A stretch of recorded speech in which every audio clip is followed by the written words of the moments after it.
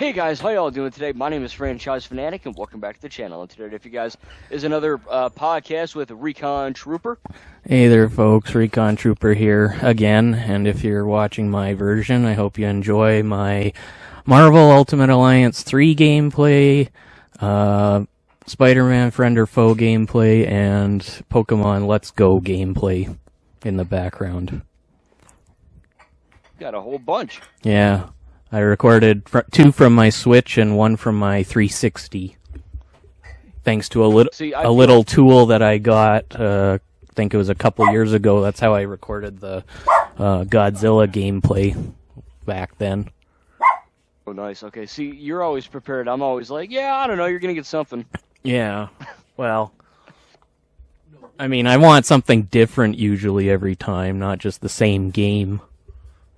Right. And so I figured some Pokemon gameplay for a change and some Marvel Ultimate Alliance 3 on my Switch would do good, especially when you never know when those might get pulled from the store, because those are digital purchases, which we'll get into. Oh, yes, we will. But before I get all stressed and heated on my summer break, if you guys do enjoy this podcast, as always, make sure to leave a like to my video and Recon's video as well. Subscribe if you're new. Without further ado, you guys, I have some topics too, but Recon, why don't you start us off here? What do you want to talk about? No, you start this time. It's your turn. Okay. I do 9 out of 10 podcasts. It's time for your one. Well, thank you. I got 4 major ones, so I want to start off with the. We'll do The Last Samurai first. So I actually watched. If you guys don't know, I don't know how you'd know that, but right now, doing the podcast, I'm playing some Assassin's Creed Shadows, which we'll get into that in a minute, but obviously that's the game set in feudal Japan, and Recon was like, oh, you like Japan era? And I said, yeah, and I like katanas and all that fun stuff. So with that being said, he was kind of telling me for the longest time, dude, you gotta watch The Last Samurai, and I had no idea what it was, and finally I got around to watching it, and I mean, let everyone know what your thoughts are, and then I'll get into it. Okay. Well, it's the first time I watched it, I don't remember, but ever since telling you about it, I shouldn't say I've watched it like every time since I told you about it, unlike the Godzilla movies, which we all know how that story went with you as well. But I did watch it numerous times at times when I thought maybe you'd have finally watched it. This time I actually didn't, but so go figure. But I think it's a good film. I mean, I'm not very good at reviews, but if you've watched my reviews, you'll hear me pretty much talk about the whole plot of it, or at least 3/4 of the plot anyway, because that's, I guess, how I review a movie. Just talk about it. Who cares what everybody thinks? Whether it spoils it or not. Right. But it's actually, before I got the Mission Impossible collection, it's really the only movie we had. Well, we had Mission Impossible 1 on DVD, but other than that, it was the only thing with Tom Cruise that we had in it. And I see. Okay. Yeah, it was. I found it to be pretty decent, because I mean, at the start you don't. Well, I should mention the title first. The title is kind of misleading, I guess, and even I was a little misled in my review talking about it. The Last Samurai is not Tom Cruise character. The Last Samurai is a metaphor and plural for the very last samurai that ever existed in Japan, because as you may have seen, we know that they basically, it's kind of the extinction event that befalls the samurai, and so it's not Tom Cruise being the last samurai like Luke was the last Jedi in Return of the Jedi, actually, but it was more just telling, I mean, technically he's got samurai in him because he trained, but he's obviously not accustomed to their traditions and such. Like, he doesn't pray in front of statues or anything like you see Katsumoto, who actually I think that's the first movie I saw Ken Watanabe in too, actually. I think it's his first movie, period. So, yeah, he was in Batman Beyond briefly, but I don't think that was the first one I saw him in, unless it was, and then I watched Last Samurai sometime after Batman Begins, sorry, not Beyond, Begins. There were definitely a lot of people, like Asian actors, that I was like, oh, I know who that is, or oh, I've seen him in like Batman Begins, or I think one of them's in Pirates of the Caribbean, I think. So, yeah, I mean, for those of you that aren't necessarily in the know, I guess, Last Samurai, as Recon said, it's about Tom Cruise, and kind of what struck me as interesting for this film was just like how this came out in 2003. Yeah, and I am so, like, the only movies that come to my mind in that time period are like Lord of the Rings, Two Towers, I guess the whole Lord of the Rings trilogy, so to speak, but like Attack of the Clones, right? Attack of the Clones came out in 2002, so that was my kind of like, oh, and this is going to be a CGI the Raimi trilogy. Right, yeah, true. But I'm like, oh, it's going to be a CGI nightmare. It's going to be, they're not even going to go to frickin' Japan. They're going to be in some garage with green screen. And I'm like, oh, no, like, from what I could tell, I mean, obviously no one was killed during the film, but, like, the blood looked practical. Actually, sure, unless... the guy, I don't know what his real name is. He's got kind of a chip on his shoulder throughout most of the movie towards Cruise's character. I guess the actor actually said that Tom Cruise wanted him to almost like look like he's almost cutting into his throat at one point in the movie. Like Tom Cruise wanted him to really like get close to his throat with his katana. So I mean, it looks like. I mean, that's Tom Cruise for you, death-defying stunts for the sake of looking real. I guess. Right. Because, I mean, in Mission Impossible 2, there was that stunt where the knife was almost in Tom's eyeball, So, those are obviously, Tom wouldn't ask for those things if he knew, they needed to look real, Yeah, he's definitely the king of crazy effing stunts that'll kill you. But, yeah, I mean, I was genuinely, like, intrigued. I was like, oh, they're actually like seemingly, they're actually in Japan. Yeah. There's real horses. I was just so enamored with that, which I shouldn't be, because that's just.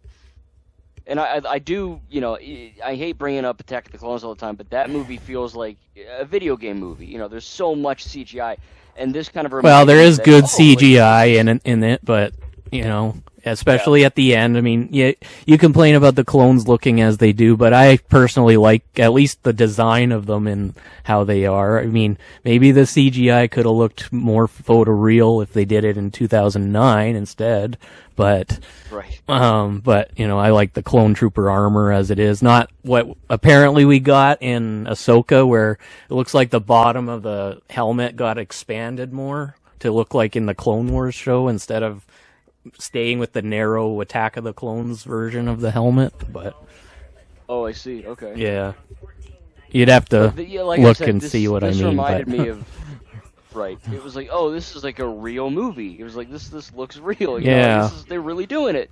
And it was, I mean, it's not like the best movie ever, but I mean, I enjoyed it. I mean, my mom and dad watched it too, and they were like, oh, this is pretty cool. And, I mean, I kind of went into it going, oh, I'm not even a big Cruise fan, but I'm like, oh, like I like Japan. I like katanas and samurais and ninjas, and it scratched that itch. And then it also kind of provided a good narrative. And I mean, I won't spoil it if you haven't seen this billion-year-old movie, but like it's pretty tragic and effed up. Like, well, you can spoil it on here. It's not like too many people are gonna watch it like your review. So yeah, true. Yeah. And they all die. Yeah. Spoiler alert. But it's Rogue One, but it's in Japan. Yeah, but one CGI thing, I think it's CGI. There's one moment where Cruise falls off. Well, his character falls off a horse when they're hit with the Gatling guns, and you can. you may not have seen it. It's slow motion too, so I don't know how you missed it, if you did miss it, but his face does not look like Tom Cruise when he falls off. It looks kind of like, looks like he's put mud all over his face or something, and then it goes from realistic looking to kind of half real. So. Well, they have. Yeah. But. I mean, yeah, I don't think I noticed, but I think obviously there's CG. I didn't really notice anything that was like abhorrently bad or stood out as garbage. But yeah, I think my only negative is, and this happens in the Lord of the Rings trilogy too. So like one of the best trilogies ever has this issue, at least for me, where it's whenever what's his name, Nathan Albuquerque or whatever. Algren. Algren's son. He gets like these flashbacks, PTSD, and all that, which I think is handled well narratively, specifically in one scene. But I think that in the beginning there's like a lot of these like blue flashbacks, and it might be that slow motion you're talking about, where it's really like distorted and filtery looking. And they do it in Lord of the Rings in a few instances with Lurtz and Fellowship and a few other scenes. To me, it just looks really effing bad. It looks really, really disgusting. It's like someone smeared Vaseline on the screen. But it's a flat. Well, are you talking about when Lurtz shoots Boromir? I think so. Yeah. No. It's a scene where they're running through the forest, and like I think Legolas sees them running, or senses them anyway. Yeah. He looks at him. He's like, or whatever. Oh, well, that's okay. But the flashback, though, that's more understandable. It's supposed to be a flashback, not in the moment, present time. So it's supposed to not. It's meant to not confuse you with the present time by looking like it's in the present time. So right. But yeah, I do like that they tragic though with a flashback. Yeah, for sure. I mean, all of it is. I think it's handled really well because at the beginning, it shows Nathan's past, and then as you do the movie, and there's the scene where he kind of kills a bunch of samurai in like a Batman style fight scene, and like right after he kills all these dudes, like he instantly gets the flashback, so it's almost like he's constantly adding to his death toll, and he's always just being reminded of it. And I think that was kind of a good way to do, even though I don't have it, a good way to do PTSD and war trauma. Yeah. And the fact that he finds a sense of peace in the samurai world that he is sent to destroy. It's just like in Avatar, kinda, except it's not about killing them to get the resources. It's just about killing them to get them out of the picture altogether. Right. This is modern day Japan, not historic Japan anymore. Just kill them all. I mean, yeah, that's what I kind of liked about the plot, is that it felt very not modern, but I guess modern, because it's like, oh well, we don't need these guys anymore. These guys are primitive, and they're animals, and they're not savages. Modernized and right, yeah, they're savages. And it reminded me of like the Lone Ranger from 2013, where like all the Indians just get jacked up for like existing. Yeah. Or even worse, like if you guys played Red Dead Redemption 1, no, and I guess 2, it's like, oh well, in that game, the Wild West is like a dying breed. Yeah. Like, there's no need for cowboys and horses when we have cars and guns, So, and trains. I think, right. I think it's an interesting juxtaposition of time. Yeah. Which I didn't know that was. I literally knew nothing going into this movie, so it was. Well, I sent you some gifs about the movie numerous times. The one with Katsumoto saying this was a very good conversation. So. Yep. Gave you some hints about it. Yeah. When I finally watched the freaking movie, I was like, oh, that's where that's from. Now it makes sense. Yeah. Why do you think I was sending them to you? Just to give you little previews without showing off the intensity of it. Right. Well, I appreciate it. And there's also the one of his son saying jolly good in armor. Yeah, yep. So, in fact, I don't know if there are any action ones on on here, but if there are, I wasn't looking for them. Just something that to wink to you about the movie while also answering or responding to a certain comment or whatever you made. So just to make it make sense. But speaking of action, I have to, of course, bring this one up. What'd you think of the ninja attack? Yeah, that was crazy. I mean, it was the action in this felt real, and it didn't really feel. I mean, honestly, I think it could have gone a little more for being an R-rated movie. It kind of, I mean, there was a few decapitations, but it's kind of, one of them is obscured, and I mean, there's blood, but it's like ketchup spray. So, I mean, I think if they really wanted it to pick that, it could have pushed that rating a little bit further. But like the action itself is good, the choreography is good. Yeah. You know, the intensity of it and like the urgency was like, oh crap, we're being attacked during this weird play or whatever that they were doing. Like, yeah, it felt very it was almost played out like a horror scene, because like there's kids around and there's women, and you know, like, and it's at nighttime, right? Well, yeah, and because in that time period women weren't fighters, so it's like, oh shoot, like they're gonna die. So there was a lot of good stuff in there for sure, especially with that scene. Yeah, I think that's the one I was mentioning last podcast, that there's a intense scene at nighttime. Because, you know, I wasn't trying to spoil it, so I just said it. There's a scene at nighttime that'll get you on the edge of your seat. So I was on the edge of my seat. I almost fell out of my seat. Just don't spill the popcorn on the floor. No. Then I would have been so pissed. I would have became a Ronin. Yeah. Well, regarding the rating, I don't personally mind it that much. I mean, it's not like Deadpool, where they were purposefully trying to push a certain thing to prove that it was R-rated, and it was really unnecessary how far they pushed it. You know, it's just, I think it's just R-rated because of the blood, and at the time the movie was made, the only bloody stuff was, you know, like R-rated movies were like the Evil, no. What's the game series? Resident Evil, that's it. Yes, yep. And, you know, those definitely had F words and gore because of zombies and such. So, right. The fact that this thing, I mean, it still has gore, even though it's, you know, blocked, but still, you know, like, cutting a head off is, I would consider at that time to be pretty R-rated, even if it, you know, the head either falls out of frame or gets blocked by a tree, you know, like, right.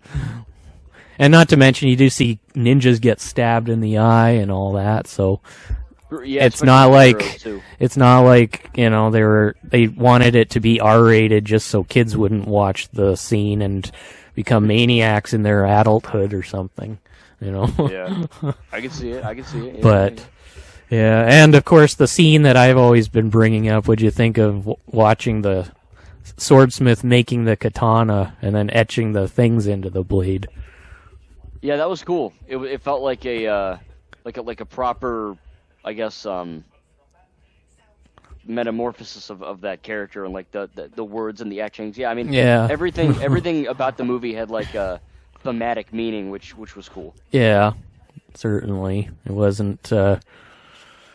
You know, like, apparently these, like I said, this is based in history. I don't know if it's based on history, and from things I have read, the samurai didn't actually behave this way, so who cares? It was good, but... Interesting. Yeah, apparently they were more antagonistic in real life or something, but I don't know. I don't care. Well, yeah, because this... Yeah, right. This film, and honestly most, and I don't mean to be like stereotypical or like weird, but a lot of media, movies, video games, I mean, hell, even Ninjago, right? Like they kind of portray Japanese culture, not really Chinese, it's more Japanese. They portray Japanese culture more like peaceful and loving and respectful, and you know, even when they murder you, it's like they do it like as politely as they can, you know, they bow and shit. So like, well, that, like, in the Wolverine they were kind of antagonists, so that's true. Yeah, that's true. I mean, there was the Silver Samurai robot, And then, of course, the guy that also was in Last Samurai portrayed that crazy father to that girl, trying to kill her. Or, Right.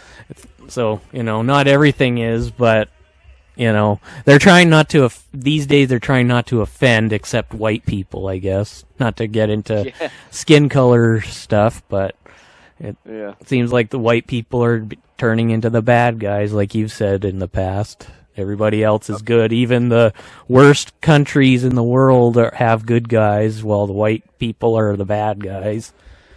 Yeah, but we've always been bad, Yeah, well, yeah. Not to get religious, but, everybody sins, so yeah, we're all bad. Yeah. But except Oakley and your dog. They're probably cool. Yeah, he's chill. He's pretty chill. He's not a sinner? No, just a schnauzer. Oh. Just a nice, peaceful schnauzer, unless he sees a cat or a stranger or anything that makes him bark his head off until he can get to them. Trust me, I know that feeling. But, and also, what'd you think of the love story? Because it wasn't, it was obvious, but it wasn't a typical love story like you would expect, you obviously see the attraction between the characters, but it doesn't go all of a sudden into French kissing and undressing and everything, Yeah. Honestly, I'm very glad you said very obvious, because I'm watching this movie the second, I didn't know that he killed her husband in the beginning, but obviously no one does when you first watch it, but the love stuff, I was first like, it wasn't cringy, but I'm like, oh, I could see this coming from a mile away, like the way she looks at him and like the long shots and all, but it's done well enough, obviously we don't need to have any graphic stuff for them, for you to understand that they love each other, but I think that they portrayed that well enough, where it starts out and she's kind of like, you smell like poop and you're gross, and then throughout the duration of the film, we kind of understand where she's coming from, where he's coming from, and through his quote-unquote captivity, where they treat him like royalty, I think he kind of, grows a bond with her, which I found interesting. Yeah, and,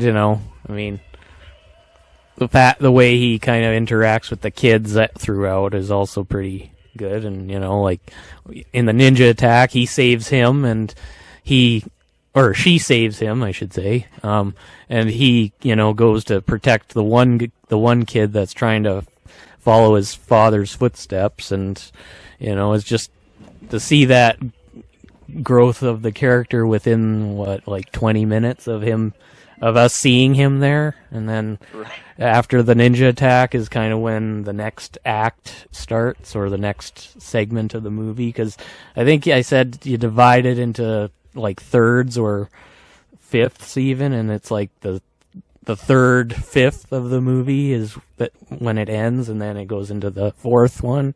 So yeah, it's also, this wasn't an issue for me because I'm pushing 30 and I don't have a garbage attention span like a lot of kids these days, but this is a long movie. 2.5 hours isn't that long, but it feels longer than it is, because there's a ton of talking and slow scenes, and it's almost like everyone does everything as slowly as possible. The talking is slow, and then the action is fast. Right. And again, that's not an issue that I had with it, but I did point it out that this is it's an action movie, but it's a slow paced, almost meditative look at that act. And I think it was cool, right? Because I was expecting either a really slow film or just crazy action for an hour and a half, and it was oh, it's 2.5, and I kind of got a mix of everything, which was kind of cool. It was I think it was 2 hours and 20 minutes or something. Not like 50 minutes. Not like iRobot, which was I think just above 2 hours or just under 2 hours. Yeah. Or something of the sort, but. But yeah, like I said, I watched Lord of the Rings and the Hobbit Extended Edition. I've watched the Snyder Cut, which is 4 freaking hours. So I'm used to it. And of course, you've watched this King of the Monsters. Was that a long movie? Godzilla, King of the Monsters. Yeah, I forget. Is that? Yeah, that's the longest of all of them so far. Oh, you said in your review you said it was you had pacing.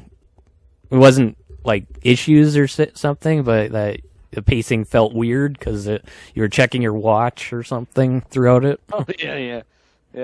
The watch I don't own. Yeah. Okay. Yeah, but so you're accustomed to long movies, even if sometimes they feel longer than others, even though others are even longer. Yeah. Well, it's funny because even new stuff, like some of the Star Wars shows I watch, like they're slow paced, and sometimes my dad's like, "This is freaking slow," and I'm like, "Could you have garbage attention?" Yeah. There's a reason why it's slow. It's because they're trying to convey something, either an emotion or a story beat or whatever. Yeah, and, even I think that 20-minute episodes of like cartoon Star Wars shows probably feel longer than they are. Yeah. I mean, depending on what's happening. Yeah, well, what's happening, and also if it's an arc going on, because you only finish the first episode of the arc, and you've still got 3 more to go or something before that one finally concludes. So yeah, there's definitely one arc in that show that I mean, I don't hate the episodes, but it's kind of grating what's in that arc. But yeah, it's other than that. Yeah, I mean, I love that show, but yeah, like Andor or Ahsoka. Or, certain show, Book of Boba Fett. I mean, I love all those shows, but there are certainly moments in that, and Marvel does it too. It's not just Star Wars, but point is, I'm fine with slow scenes as long as they're not like actually boring. If they can contribute, that'd be cool. If they're explanatory, you don't mind them. Yeah. If they're playing ping pong for 30 minutes, then you have a problem. Yeah, then I'm checking my phone, yeah. Because it's not a sports game you came to watch, it was a movie. Right, yeah. But no, I mean, point is, like I said, I've always had a fascination with Japan and Japanese culture. Yeah. Every time we go to Epcot, I love going to Japan and the China Pavilion, and Assassin's Creed Shadows is one of my favorite AC games. Yeah. Yeah, it was a good watch for sure. Is Shadows, in terms of controls and combat and everything, is it similar to Valhalla? Or is it more like Black Flag again, where you just kind of you have like a counter button that you can only use to sort of fight with? No, it's definitely it is definitely it's an RPG, so it plays just like Origins, Odyssey, Valhalla, Mirage. Okay. That kind of. Because I always found the controls in Black Flag when I started it to be out of whack compared to Valhalla. I'm like, what the heck? This is how you fight? You just block and counter the whole time? You don't even just swing your darn sword? Right. He just counters and then stabs and then counters another guy behind him and stabs him and then maybe even shoots one guy in the gut or whatever. It's definitely a change to get used to, but we'll talk about that when we get to Assassin's Creed, 'cause that's one of my topics. But yeah, Last Samurai is good, and Shadows is good too. I mean, if you haven't played that, it's a good open world game. Well, anyway, yeah, what's your first topic? I mean, okay, well, congratulations. Well, how about the elephant in the room, physical media? So, speaking of Assassin's Creed, I have a few games that are on digital because, I didn't want to bother looking on eBay or anything because the games were definitely not in store anymore by the time I was looking for them. So I had to get them on digital. So I'm kind of nervous about if I'm going to lose them one day or not with all the progress I've made. But yeah, this thing that recently came out about PlayStation stopping physical production altogether is got the internet on an inferno, like blazing inferno. Yes, they are. Even restaurants are chiming in, like Panago has said some things like, "This is like if we decided to stop making physical pizzas and started giving out digital pizzas." You know, I know. People are bullying the fudge out of Sony, man. I mean, I don't condone bullying, but yeah, what a stupid decision. Yeah. I mean, everyone in the world thinks it's dumb, apart from like 2 people I talk to. But yeah, I don't. I understand why they're doing it, because progress has to happen and we're gonna move forward. But honestly, man, look, I blame GTA 6 for this. Well, that, and also there's the recent Godzilla remaster that I actually was interested in when I first heard about it that day, and then I discovered another article saying it's only going to be physical on Switch 2 and PS5, and Xbox Series X is going to be digital only. And I'm like, well, that was a close one. I almost might have gotten a Series X if they'd kept that. If they'd done physical. Gosh darn it. You know. I mean, I'm not against digital purchases, because like I said, I've done that, and some of the games on my Switch are digital too, because again, I don't even know if I could find them, and if I could, I wasn't going to in that moment in time. I just wanted something new to play and in the moment. But you know, like I do have, you know, I am a physical person when it's possible and it's a game I want. Like Dead Island 2 is physical, and Lego Star Wars The Skywalker Saga definitely. You know, and yeah, you know, like this whole thing that you're more renting the game than actually buying it, kind of, you know, like I said, it's got me nervous for some of the digital things, or if not all of them that I've got, you know, if they're going to disappear someday just right off my console, even though they're, you know, it's not from uninstalling them, it's just they got taken off, you know. Yeah. I mean, it's a very real fear that, because I pretty much used to buy digital. I don't want to lose all my Valhalla progress or whatever. Yeah. Except for the achievements. The achievements I'd keep, but everything else done. I wouldn't worry about it right now, but I mean, there's definitely been video games that have been delisted, as in, like, if you don't have the disc, you can't buy it off the store, right? Like, one of the examples is the Amazing Spider-Man 2. And Lego Lord of the Rings. You cannot buy Lego Lord of the Rings on PlayStation or Xbox digitally. It's got to be the disc. Yeah. Which obviously, you know, is a problem. So, but I think what a lot of people don't understand because you know, I've had certain people be like, oh, well, why do you care, right? Like who cares? It's easier. Yeah. It's easier to buy a digital game than it is to get off your ass and put a disc in a hole, right? And I'm like, well, first of all, if you're not lazy, that's a different story. But also, like, the game is on the disc. Right? It's not just a code, or it's not like the launch, or, you know, there's usually a download for every game now that you have to get before you can play the game.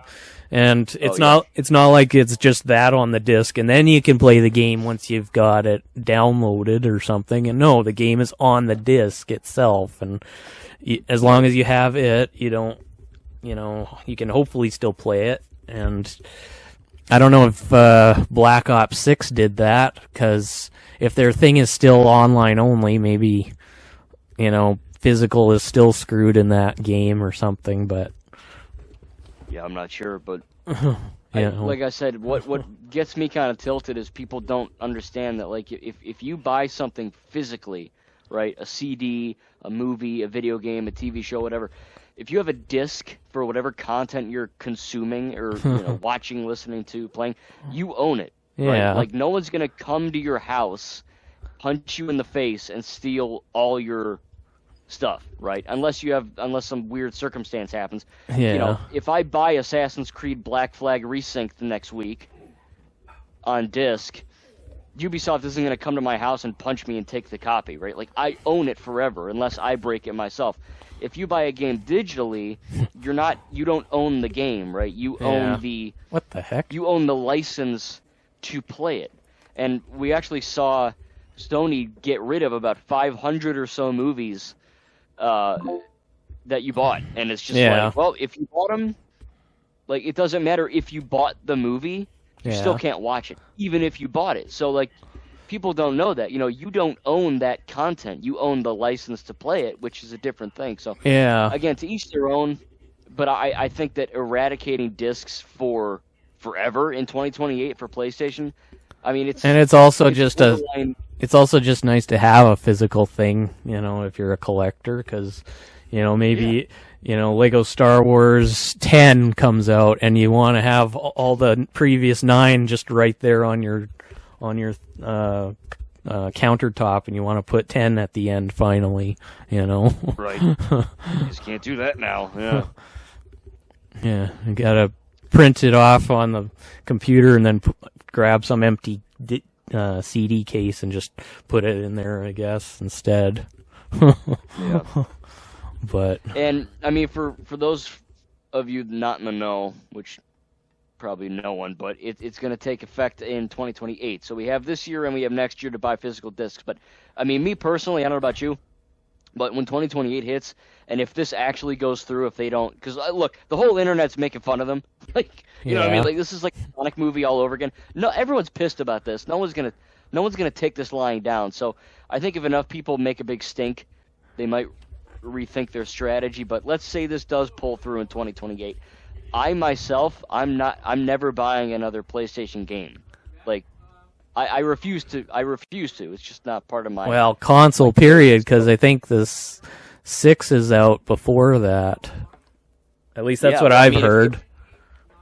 If the PS6 doesn't ship with the disc drive, I'm not buying a PS6. I mean, I don't know. And I know that it's going to happen eventually where everything's digital, but I feel like GTA 6 kind of sped that process up. And look, I was so excited, dude, for GTA 6. Like, I was like, I'm there day one, and I'm not even the biggest Grand Theft Auto guy. Like, I like it.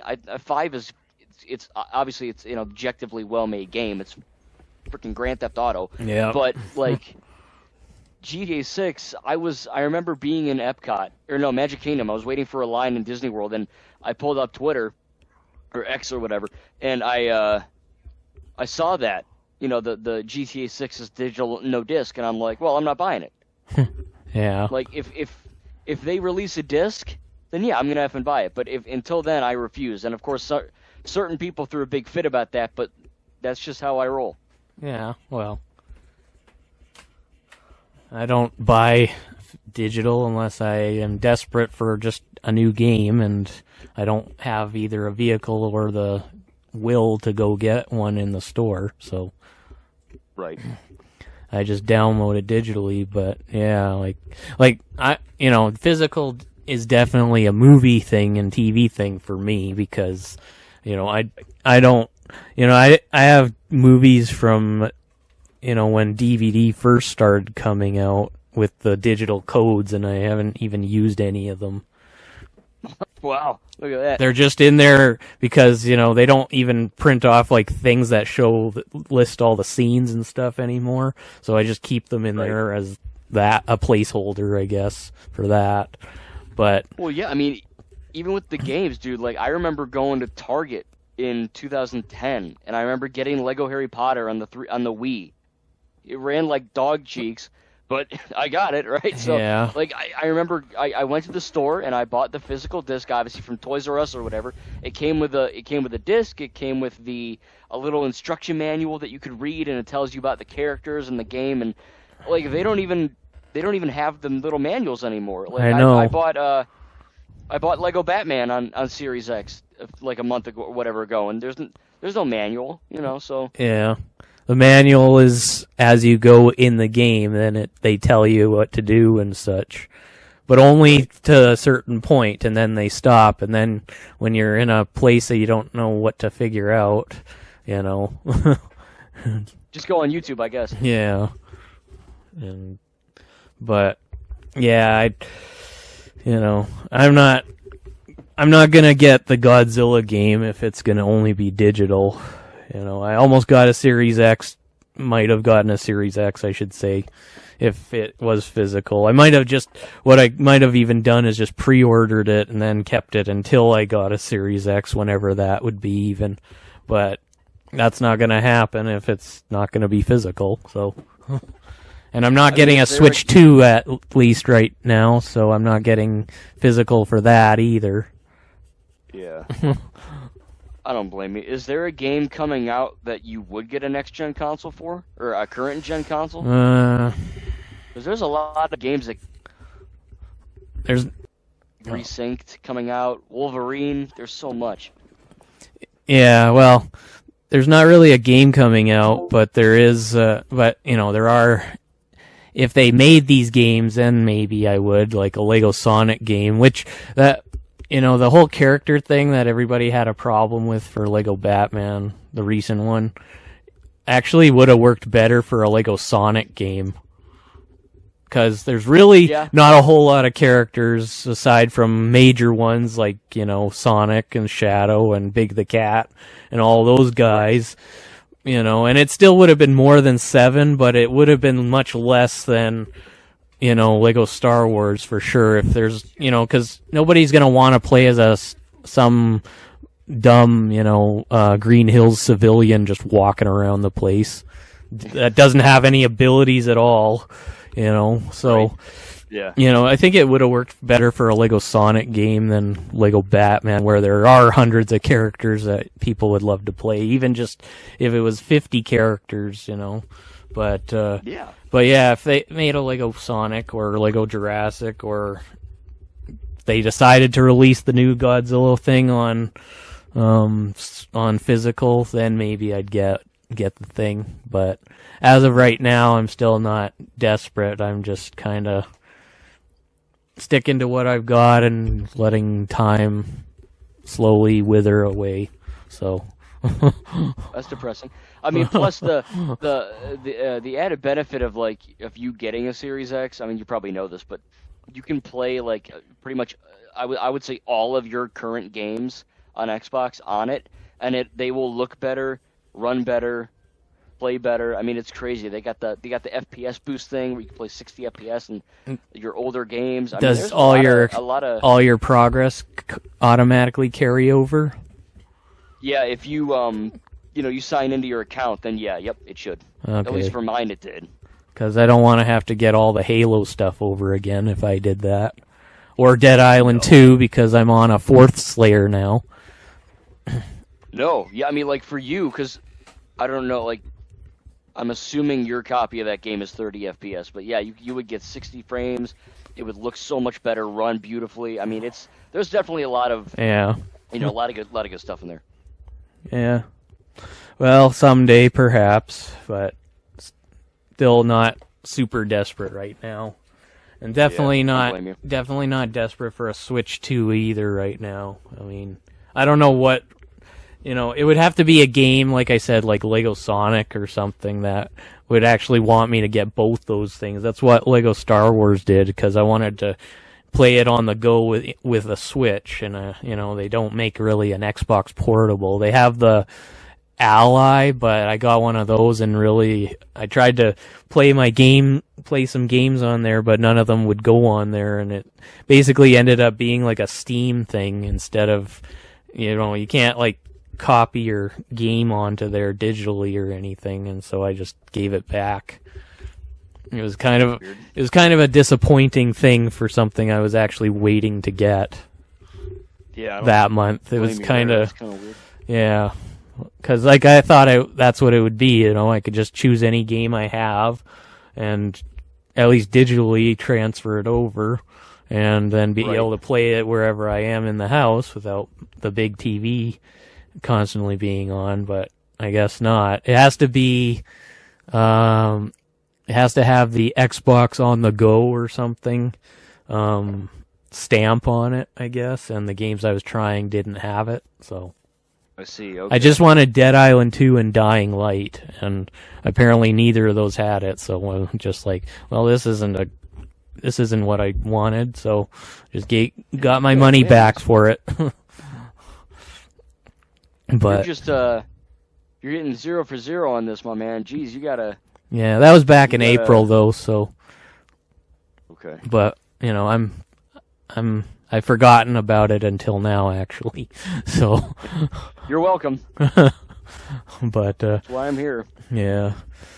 So I have another topic, Pixar movies. But if you've got another topic that is not, then we can save Pixar for last. Yeah, I mean, I kind of wanted to briefly discuss the new DCU. Supergirl has gone the way of Madam Web, apparently. Yeah, which is crazy, because, like, Superman is one of my favorite DC movies. Like, I love that movie. And I haven't seen Peacemaker or Creature Commandos, but Supergirl is the latest DCU film. I saw it. I still got to do my review, but I really enjoyed it. It's not as good as Superman, but it's nowhere near the... Spoiler alert, Franchise is going to say I'm going to try not to spoil this 50 times. Yeah, right. Yeah. It's just not bad. I don't know what to tell you. I mean, like, I know everyone freaks out because it's a woman. I didn't read the article, but I saw one of the article titles say that it's basically just Star Wars and with Supergirl in it or something. I mean, it's more Guardians of the Galaxy than that. Okay. But I mean, I think that they definitely they kind of paved their own road. But I mean, yeah, look, it's not a flawless movie, but I enjoyed it. I mean, it was a good time, and it was a good DCU film. I think it builds the lore well, and it makes Kara a really cool character, and she's interesting, and Lobo's cool. So I mean, there's so much to like about it. It's not perfect, but I was kind of disappointed that, like, no one's seeing it. And I know it's Supergirl, and she's not the most popular character, but I don't know, man. It feels kind of... if people have watched the CW Supergirl, I'm sure they would have been interested in this, because that's the Supergirl I watched, at least up to season 4 or 5. But... Okay. Because I mean, I think you would like this movie. I mean, but my issue with it isn't just that no one's seeing it. It's the effect of that, right? It's because no one's what's going to happen with the DCU moving forward. Are we just is it going to be over? You know, I mean, like, I don't know what's going to happen. It's kind of making me a little nervous. Like, is the DCU doomed already? Well, I don't know. I haven't seen Superman or Supergirl, so I couldn't say. I mean, I've seen the trailers of Supergirl when I was in the theater to see Avatar 3, but I haven't I haven't fully, like, invested in it. Right. So I only know what I've heard of on here, and I mean, of course, I don't believe all of it, but it sounds like the same. Sounds like they're replacing Madam Web with Supergirl in the titles, and the same words basically of the articles. Yeah, but Madam Web is I paid money for that. Madam Web was genuinely trash. Like, it's not a good movie at all. Supergirl is very good. You'll like Spider-Man 1994 animated series then, because Madam Web's in that, and she's actually not as bad as the movie, although I didn't see the movie, but she's more of a supporting character that pops up like midway through the series, but she's not so bad. Like, I don't know, what does Madam Web actually do in the movie? Does she fight, or does she just sit on a throne and tell other people to do stuff? Because that's what she does in the series. She just tells Spider-Man, to look within yourself, or think about things with your brain if you know how to use it. And, she's basically his Obi-Wan Kenobi if Obi-Wan just sat on a chair and told Luke what to do. I mean, he kind of does. I think, So is she like that in the movie? Well, from what I remember, she kind of stands around. She yells at a bunch of teenage girls. And then she gets blind. So, yeah, not a whole lot happens. Okay. Oh, and she's old. She's an old woman in the series too, so she's not a young woman either. So. Yeah, because in the comics she is an old lady. So yeah. Maybe they wanted to, wait and kind of see if yeah, or maybe they're trying to start another, superhero series with her, and this was her first movie, so they were going to let her age with the character. Or with the actress, I should say. But whatever. Yeah. Ain't happening now, I'll tell you that much. Yeah. But yeah, I've heard just things like Supergirl, like the actress is getting all kind of bashed because of her performance, and I know people don't just differentiate performance with or actress or actor with character. They see the same thing when they see just an actor or actress. So right. They're obviously, they see somebody in a movie they hate, and then they see the actor, and it's like, well, since the actual character's not here, I guess the actress will go after them instead. Right. Yeah, Ray's not here, let's bully Daisy Ridley instead. She's as close as we're gonna get to saying, you fake Skywalker, or whatever. Whatever they do. Identity theft. Yeah. Whatever these creatures do. Yeah, it's a bummer. I mean, it's not like the best movie ever, but no. I mean, I enjoyed it. I mean, I think you would too, and it's just a bummer that, because it's not making any money, you know what I mean? Well, they may not make another Supergirl movie, but they could still, they could still continue it, because I think there's still an DCEU version of Batman that's coming. Yes, yep. So, yeah, there is.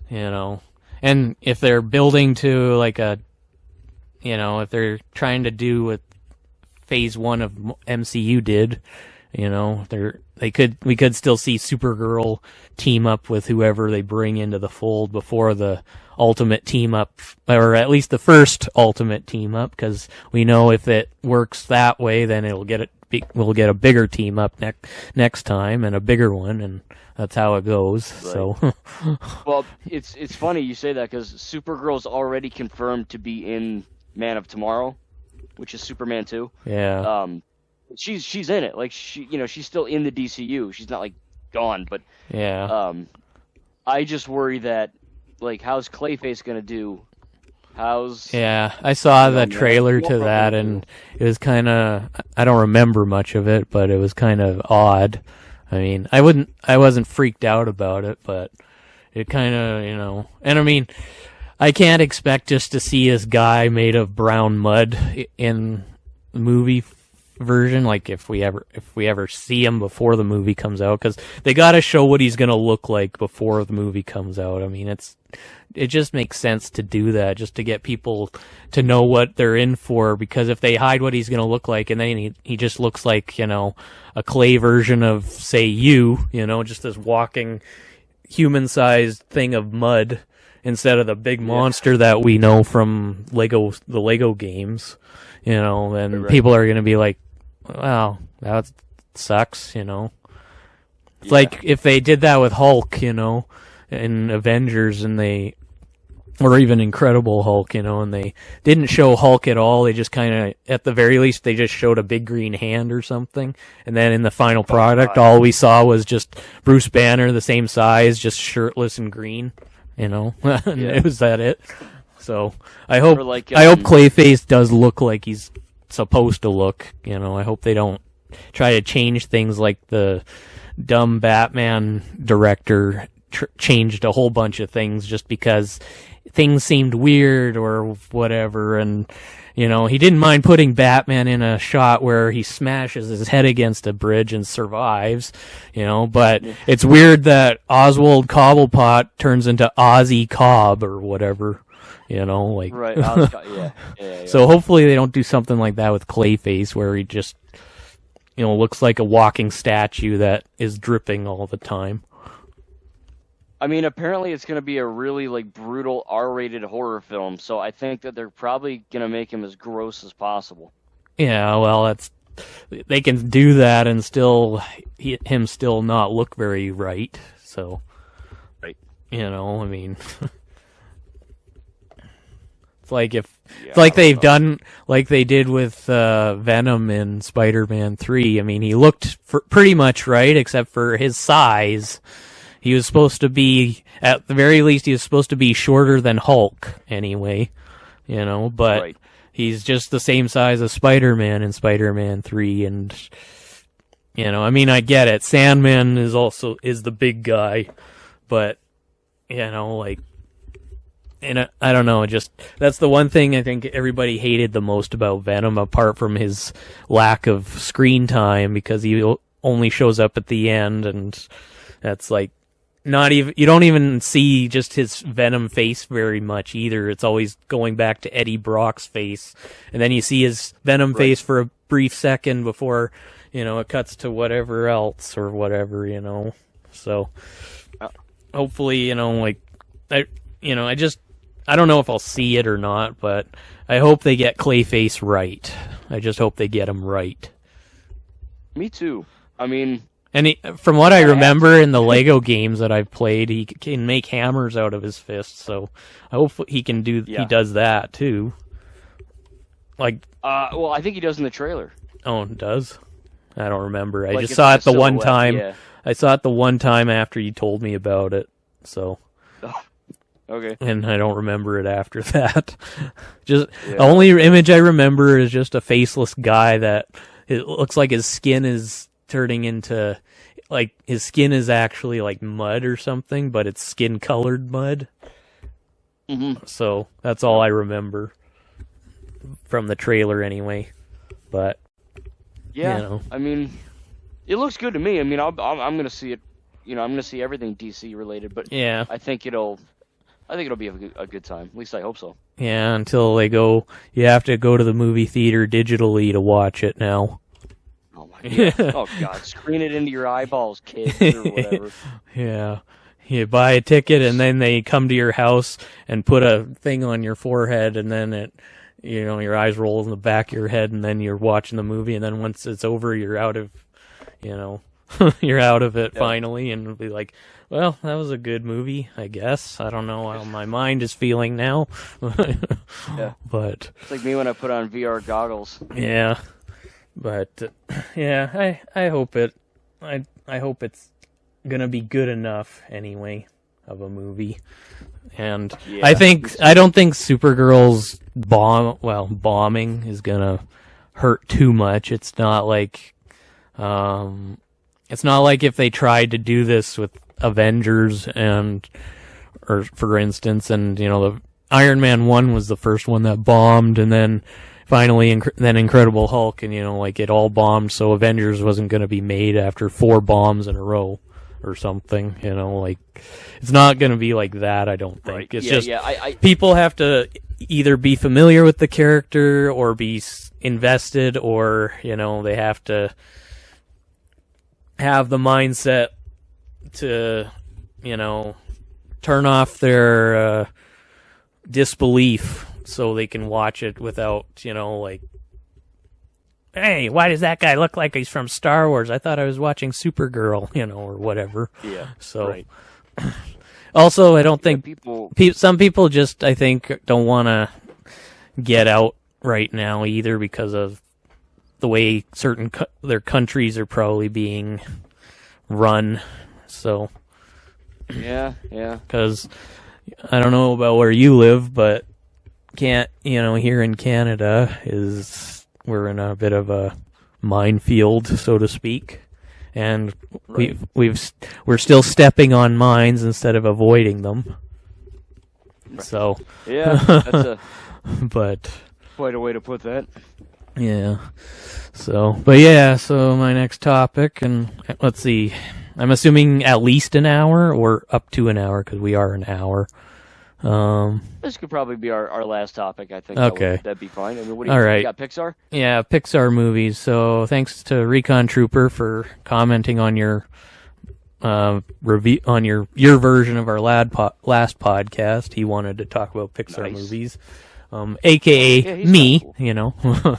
But oh yeah, right. Yeah. Yeah, we're one and the same, just like Venom and Eddie Brock. But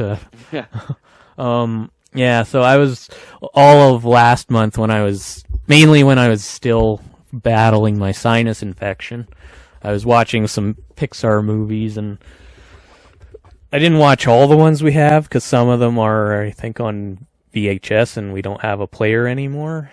And I see. But ones I did watch were Brave, Monsters Inc. and University, Wall-E, Ratatouille, and recently, 2 weeks ago, I got The Incredibles 1 and 2. Oh, nice. So, yeah, of those ones anyway, and I didn't watch Cars, but we can talk about it too, because I do like Cars. Of all those ones, which ones have you seen? Have you seen all of them, or any that you've avoided for uncertain reasons? No, I've seen all of those. Okay. There's only a few Pixar movies I haven't seen. I haven't seen Soul. Oh. Inside Out 2. Like some of the newer ones I haven't seen, but yeah, I mean a majority of the older ones I've seen all of those, and yeah. I mean, they're freaking great. They're pretty good. Yeah. And I thought they definitely have, of course, the humor, but also they've got heart to them, because they're like the Brave one is kind of tragic towards the end, where like you think that she's like, before her mom turns back in Brave, you see Merida, I think her name is, she's crying because she's so guilty of this thing that she did to her mother, even though her mother kind of brought it upon herself with her, you have to be like this, you have to do that, you can't do this, you have to, she's basically a control freak. But yeah, like they all have nice heart to them, and even Wall-E, when he dies temporarily, and then you see him brought back, but he it just acts like a regular robot and runs over his little puppy cockroach there. Yeah. And it's just, I think they definitely hit you sometimes in certain scenes.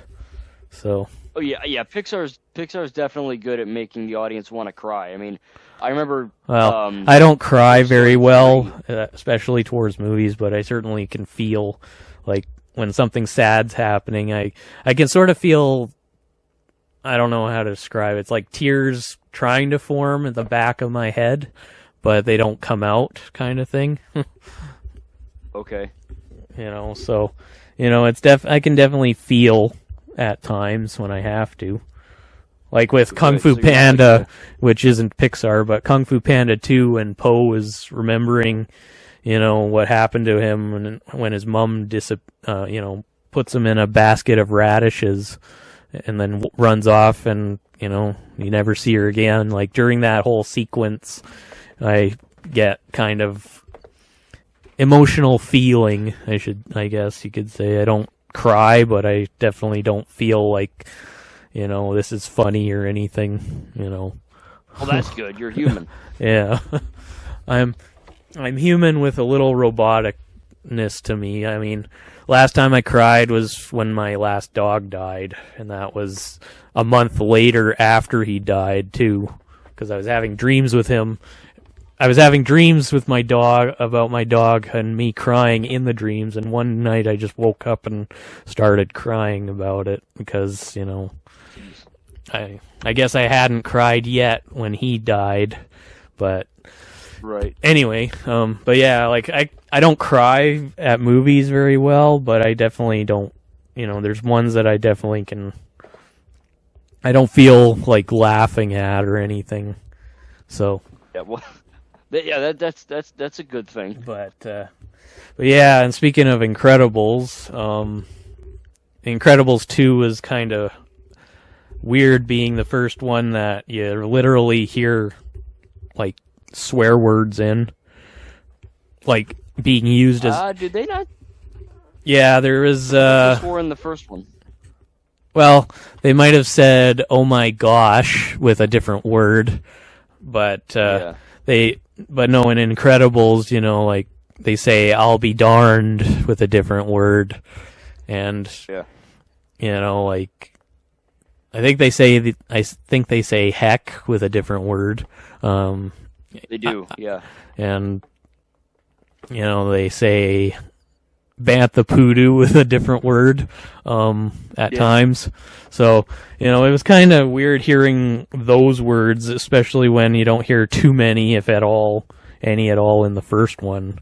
And I read that it's because Brad Bird is saying, it's because animation is for everyone, it's not made for kids. And, you say this kind of thing all the time, but I have to say, putting swear words in a movie that is supposed to be for everyone, including kids, just to prove that it's for everyone, is more like leaning towards adults than the kids. And but I mean, it's like what they did with Deadpool. They shove so much R-rated stuff in there just to make it R-rated. Even though blood and gore, I guess, didn't cut it for the first one. So. I mean, you got to think about this too, right? A lot of Pixar movies, they're more watched by adults. Like, no one will admit that, but like, kids don't understand these movies. Like, and I'm not saying kids are dumb, but like, a lot of kids watch Colors and Lights and they make poopy fart jokes and they're happy, right? Like, it's the teenagers and adults that really understand the storytelling and appreciate it. So. Yeah, I mean, I definitely see that, but like I actually saw the new Minion movie yesterday with my parents. Oh, and not the Minionizers. No. It was an okay movie, but it was just funny to me because, like, I was looking around in my theater and like 90% of the people in the freaking theater were all adults. There was like 2 kids in the whole theater, and the rest were like 60-year-old women, and I'm like, oh my god, this is crazy. And the kids were probably either almost 13 or 13, right? Yeah, there was one like 6-year-old maybe. I mean, I didn't like study the kid, but it was definitely it was just interesting because I'm like, oh, because you hear, oh, that's a kids movie, oh, it's for babies, and I watch it, and I'm like. Every time, like every time I go to a freaking animated movie, there's like no kids. Or every time someone's watching Lego or something, it's always an adult. Well, the Spider-Man, I got the complete 1994 animated Spider-Man series on DVD, and I don't know if they're official DVDs because I got 2 of them. One of them had a few episodes that were defective, and so I had to get a second one, which so far has been working pretty well. And, but, there's no swears whatsoever. Like, they even say, like, I think there was one line where someone was going to say, you gotta, get your head out of your eyes or something, and instead of the other word. Yeah. And so, and they say heck, they say gosh, or, there's literally nothing, there's no quote-unquote adult jokes in it. Right. So, and I'm watching it, so, like, I just find it kind of odd that that's the excuse that, the director for Incredibles 2 made, like, instead of just saying, like... When people try to just shove something in just to prove a point, it kind of defeats the purpose of the movie, really. The purpose of the movie is to just enjoy it, not have a bunch of certain stuff shoved in there for the sake of appeasing, or proving something. Right. Like, if Deadpool 1 didn't have all the F words and the nudity in it, you'd still have enjoyed it, and you probably wouldn't have even thought of, like, it would have had some F words in it, obviously, but you wouldn't have even thought of, like, maybe it should have had more F words in it, or something. You would have just enjoyed really it, right? More. Yeah. And you certainly wouldn't have thought of the nudity aspect. if it didn't have it in there, because that's not, there's no nudity at all in Deadpool and Wolverine. Or 2, I think. Well, I think there's the super cut or whatever. I think 2 had some brief nudity in that one, but I don't remember. But it's. But like with Incredibles, that there didn't need to be all those adult jokes, as they call them, to make it for everyone. People just have to have the interest, and if people lose interest because a certain word isn't said that they hear on a daily basis, then they can say it after the movie and just say it to themselves. Be like, why wasn't crap said more crapping times than I could crap? Yeah. I mean that word's only in there once, but you know what I mean, right? Like nobody would be thinking of it. There's a lot of adults that I know, or people that are not babies, that are like, oh, I don't watch that. Like, why don't you watch this movie? Oh, it's because it's for children. And I'm like, what? Oh. Well, it's animated, so that means it's for a fetus, right? And I'm like, no, that's not how it works. And obviously there are things that are strictly for children. Like what? Because you never bring up any. Because even adults can like Teletubbies. Right, but obviously, there's no ban on what you can and cannot see. But obviously, you're right. Teletubbies, Arthur, Blue's Clues. It's literally made for a little child. So, but you watch stuff like Ninjago, SpongeBob, right? Like anyone, regardless of age, can enjoy it. But there are always going to be people that throw a big fit of, oh, that's for children, and I'm 22 and I'll never watch it. It's like that's kind of a sad way to live. So I think I never had a problem with that Incredibles 2 stuff because it kind of shut the. I saw both Lego movies in theaters when they came out, and I wasn't. I saw all 5 of them. Well, no, just the first 2 I saw. I didn't see any others. In fact, I don't know if I think I had interest in seeing Lego Batman, but I either don't have interest by the time I get to the store, or I can't find it. So, but it's a banger. But the first 2, the 2 Lego movies, actual movies, those are those ones I saw in theaters, but I don't remember. I mean, I don't look around the theater to see who's all here and what age group. I just kind of watch people come through the door, and if there's only 5 people, including me, then whatever. That's kind of how I am. Right. But, yeah. I don't study people, like you said, but I just happened to look for Minions, and I was like, oh, there's like a lot of old women here. Yeah. Interesting. I might see Incredibles 3 and Monsters Inc. 3 in theaters when they come out. But that's assuming theaters don't go all digital like PlayStation is going to do. So yeah. Because if theaters did that, then I guess, like, what happens when our bodies go digital?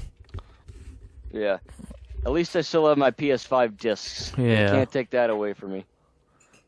But yeah, no, I mean, to answer your question, I've seen a lot of Pixar movies. I mean, when I haven't seen Ratatouille in years, but the same guy did Incredibles, I know. Yeah. Well, at Epcot there's a Ratatouille ride, so I feel like I kind of need to rewatch that one of these days. Obviously Cars is my favorite Pixar franchise, but there's a lot that I love, man. I mean, I got to rewatch some of them. They're really good movies. Yeah. Like Coco. I mean, I might have only seen maybe a quarter, if not less than that, than you've seen. But well, I shouldn't say seen. I've own, because I have seen Toy Story. In fact, I think for some reason I think about it once in a while, like the scene when the toys come alive to the kid, and then Woody's like, "So play nice," And also when before that, when Buzz is like reflecting on being just a toy and not an actual space ranger, and Woody's encouraging him like, there's a kid over there that thinks you're the greatest, pal. It's because you're a toy, his toy, right. And stuff like that. But I don't actually have it, and I don't want to. Those are good. I don't want to start going on a whole Toy Story collecting thing too. Now, I mean, Incredibles I only got because I also was thinking of that one, the first one, for the longest time this year, and it came with two. There was a 2-pack that came with 2, and so I've also figured, might as well see what 2 finally is all about. Well, I mean, it's basically is what the internet's doing to people these days too. That they're just being screen slavered everywhere. Very true. Very true. Very true. Yeah, I mean, Toy Story is a good one. I think it's a bit overrated personally, but yeah, I mean, I've seen all 4 so far. I need to see Toy Story 5. I really want to see that soon. That's when this year. That's already out in theaters. Oh, it just came out a few days ago. Okay. Yeah, like it's just released. But Toy Story for me, like 3 is my favorite, and I think it should have ended at 3. But I do like 4. I have 4 on Blu-ray. It is a good movie, but I do think that 3 is like the perfect cap for that. Yeah. But I hear 5 is good, so we'll have to see. Yeah. And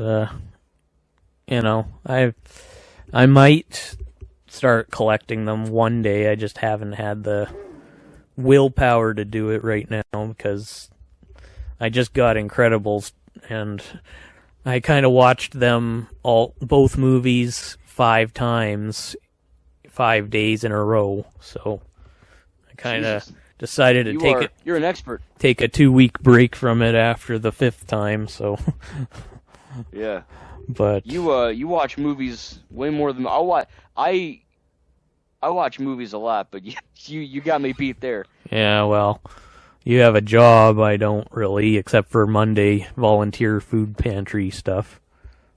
But I got more time on my hands. Is really just the thing I need. Yeah. Well, hey, I'm on summer break. I can afford some. Yeah. Some me time, right? Yeah. You gotta do Avatar before you go back to Hogwarts. I know. I gotta, And Fire and last one. Yeah, that one shouldn't be too hard if it just came out, so. Right. Unless, of course. Blu-rays are so freaking. They just give you a digital code like GTA does. Blu-rays are expensive now, too. Like, I remember when they used to be $20. Now they're 30. Yeah, they're like crazy expensive for some reason. Well, everything is. I guess. I mean, I'm sure that shirt you're wearing was probably cheaper when you got it compared to now. Yup. So, life's a walk in. But I got this in so. Yeah. But it definitely is an expensive shirt, but it is cool. Yeah. But yeah, I might see some more Pixar things in the future. There's certain ones that I'm not sure if I'll see, and then there's ones I definitely won't see, like Lightyear. Yeah, I mean, Lightyear was good. I saw that. It was just very slow. It was a very slow movie. Yeah, and very pushy. Yeah, for like a second. Well, still, and it's not, the original Buzz Lightyear actor either. Right. Yeah. I mean, that movie, it's so confusing, that movie. But yeah, I think there's also I thought there was one that had Tom Holland and Chris Pratt in it. Yeah, Onward. That one's cool. Yeah. Does that one have messaging in it? I think for like a millisecond, but you have to like really pay attention. Oh. But yeah, there's not too many. That one is really good. Oh, I enjoyed that one. Yeah. Yeah, there's not too many things I'm looking at right now. I mean, I might get them on Blu-ray. Well, the ones that are currently available, I might get on Blu-ray. The ones that are up and coming, I'm not sure yet. Like Toy Story 5, I think I watched 2 once, and after that I didn't watch any of the others, so I'd have to get caught up probably. But yeah. I mean, they're worth it. They're probably pretty cheap. I mean, they're old movies. You could probably find them on eBay or Amazon or something. Yeah, probably. But no, they're good. And then there's even a few, like, you know, because obviously Disney owns Pixar. Yeah. But there's a lot of, like, just the Disney movies that are really great. Like Encanto, dude. Encanto's incredible. I love Encanto. Oh, is that the live action one? No, it's animated. It's kind of like Coco. Okay. But yeah, it's just so freaking good. The songs are incredible. Yeah. Well. Yeah, there's a. I can't say there's a whole lot of Disney movies I'm looking at right now either, but yeah, I'm kind of just at that point where I'm just, you know, some things interest me, but they're gonna take longer to wait for than others, and then there's things that I'd be curious about, but I'm not desperate about to see right either. Like I might get Blu-ray for Brand New Day. I mean, I didn't see, except for the first Spider-Man, I didn't see any of the other 2 in theaters. Oh, okay. So I didn't see Far From Home or No Way Home in theaters. I had to get Blu-ray for them. So this one I'll probably get Blu-ray as well, but this time it's just because I don't really feel like I need to see it, except to maybe just be entertained, which even then I'm not feeling the need right now, because I've got so much other things I can entertain myself with, even if it's on repeat. Yeah, so, I mean, I'm going to see Brand New Day just because I've seen every Marvel movie, but I will, that marketing for that movie's kind of weird. Yeah. I'm not going to lie. Not as weird as Doomsday, though, because they still need it. We still haven't seen a trailer, and, you know, apparently a whole bunch of stuff got leaked or something that then they came in and, you know, took it all down because of copyright stuff, which on the one hand I can get it, but on the other hand I think they do it to themselves when they, you know, I mean, yeah, you want the movie to be secretive, but come on, give people some crumbs, would you? Stop holding the whole thing back, you know? Right. At that point, just release a trailer, but also, I think, like, to your point, because there were definitely people that are like, oh, franchise, dude, the Doomsday leaked, and I think, this sounds like a boomer response, but I think that, like, AI, dude, has gotten really freaking good. Like, it's not Will Smith eating spaghetti anymore, you know what I mean? Like, we have, like it looked like, we have photo real AI. Yeah. So, I mean, I got one. Who knows? Like, I got one popping up showing Nightcrawler, although I doubt that's what he's actually going to look like. But it's basically Nightcrawler from X-Men 2 with gray hair. Are they fighting Sentinels? No, it's just a news article that randomly pops into my thing here on the internet when I open it. Okay, because I was going to say there was a Doomsday video that, you know, quote unquote leaked, and it just looks like the X-Men and the Avengers. They're all Fantastic Four. They're just, you know, they're fighting. What are they freaking called? The purple things from X-Men. Sentinels. Yeah, thank you. The Sentinels. And it looks real, but it could just be an AI thing. You know, yeah. I don't know. But yeah, so, but you know, I would be curious to see Doomsday on Blu-ray, though, if only just to see what all the fuss is about when it comes out. Yeah, but I mean, you got to see Doomsday in theaters, right? I mean, that's going to be the biggest Marvel movie since Endgame. Well, I don't know if I'm going to, though. My interest is 50-50 in that regard. Okay. It's just... Well, maybe it'll change when you see a trailer, who knows? Yeah, it might.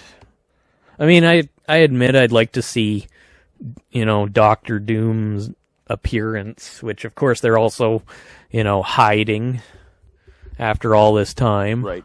I mean, they couldn't even just release like a concept art of what it's gonna look like.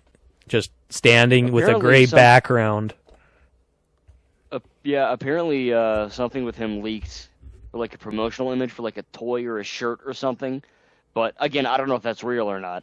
Well, if it was real, they wouldn't take it down, or they would take it down. Right. True. Yeah. But it's not like I think when Sonic 3 released, there was a thing on the side of a box of Shadow, and I don't think that really? I don't think that got taken down when it was first revealed. Wow. So, but then the people that do Sonic aren't as sensitive as Marvel, so. Right. That's what. Yeah, because like Disney cares a hell of a lot more than Sega, So I think that probably has something to do with it, but. Yeah, I mean, I don't know. It's interesting. I mean, I'm looking forward to Doomsday, but I think at the same time, like, their marketing for this movie is, like, actual trash. Yeah. I get it, though. Like, I understand you want Spider-Man Brand New Day to come out first and people to talk about that. And not just Doomsday, but...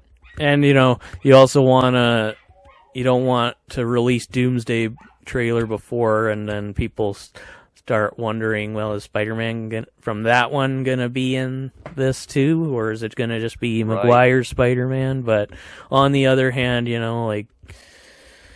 when people want a trailer to a movie that they want to see, they get to the point where even leaks they're not going to avoid anymore. They're just going to want something to satisfy their appetite. Yeah. I mean, pretty much. That's what I want for Doomsday. It's like I just wanted like a little teaser, like give me and I know we did get a few teasers. I'm not gonna forget we didn't. We got a few small teasers, but they could even do a real trailer. They could even do a teaser of just kind of like, sort of like in the first Avengers in the end credits, where it kind of like circles around everybody's equipment and stuff, and then has the names popping up. If they did something like that with Doctor Doom, and then like the last shot is it zooming out on his mask, and then it cuts out, like that would be even. As long as it's what he actually is going to look like, and it's not just something just to get people to shut up about it until they see the dumb movie, but, Right.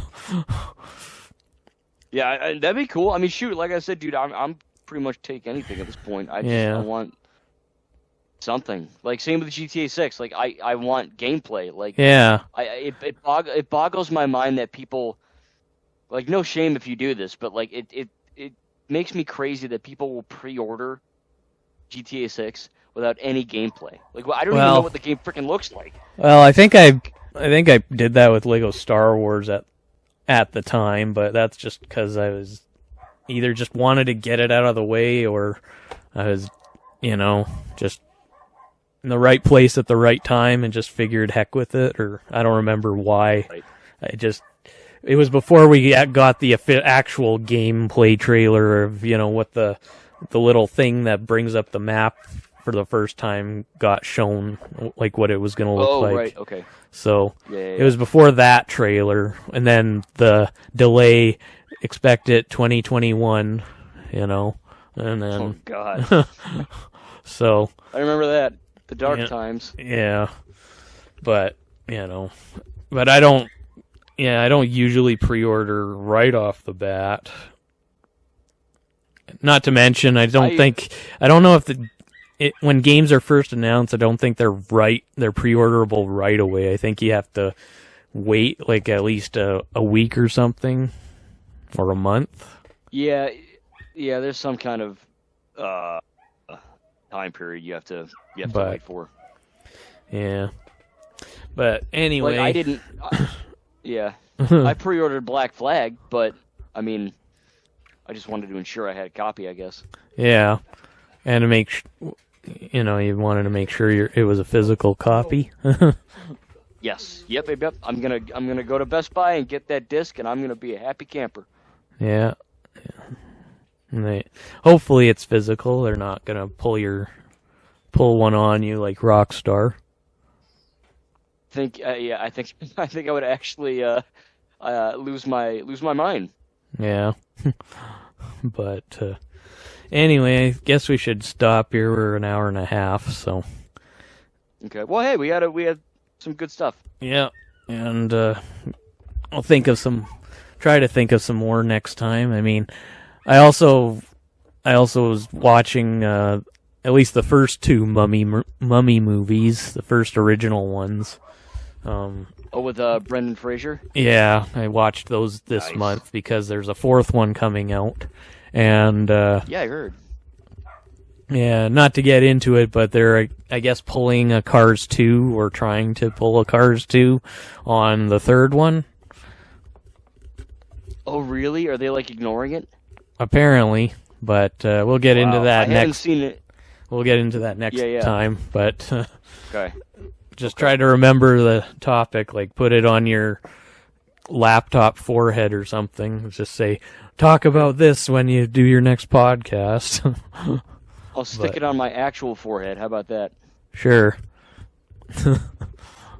Whatever. No, tattoo it. That way it won't come off in the shower. Yeah, like Joker. Yeah, like Jared Leto Joker. Yeah.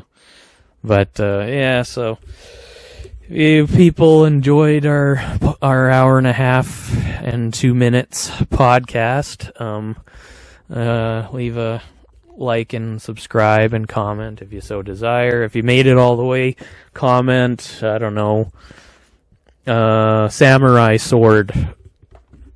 Ooh, okay. Or even just Pixar. Comment Pixar. Yeah, that's better. Pixar. Yeah. And nice. Yeah, and it was pretty decent topics. I mean, I know I get kind of weird when it comes to Doomsday because it's hard to explain how I feel really about any Marvel thing these days, but some things I'm curious about, but I'm just not desperate about. All. No, I don't blame you. I don't blame you. It's hard to describe. You have to feel it, I do. So, but yeah, I 100% understand. Yeah, and if any closing remarks. No, I mean, like I said, we'll talk about the Mummy next time. I'll have to get those and watch those because I've always wanted to see them. Yeah, they're actually all three aren't bad, but the third one is the one that is kind of the rusty knife in the set of gold ones. I see. Okay, so to speak. Yeah. At least to the internet. I mean, at the very least, I would call it maybe bronze as opposed to rusty, but Okay. All right, that's fair. But that's fair. Yeah. Well, no, I mean, we got some good stuff. I mean, hey, we can talk about just horror in general next time if you want. That'd be cool too. But anyway, yeah, if you guys enjoyed this, like I said, please make sure to leave a like, subscribe if you're new, and like I said, comment Pixar if you made it all the way to the end. And dude, it was great, good time, and I am excited for the next one. Yeah, same here. So until the next time, later, folks. Peace.